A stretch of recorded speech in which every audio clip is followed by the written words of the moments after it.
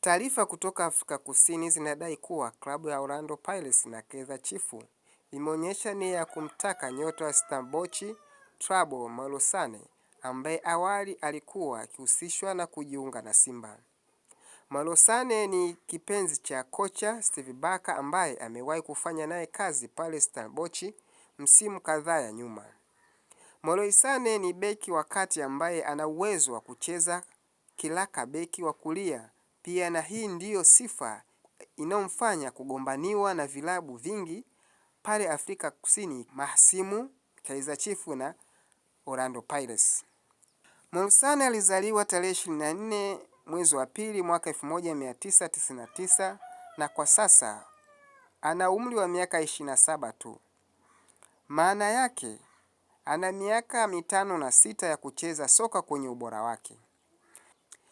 Malosane alikuwa kwenye kikosi kilichotolewa na Simba kwenye nusu fainali ya shirikisho msimu uliopita, na yeye ndiye alikuwa akirusha mipira kama kona. Cha ziada kujua kwamba taarifa ya Januari 11, 2026 inadai kuwa Thabo alisaini mkataba wa awali na Kaizer Chiefs na ataanza kuitumikia kuanzia msimu wa 2026-2027.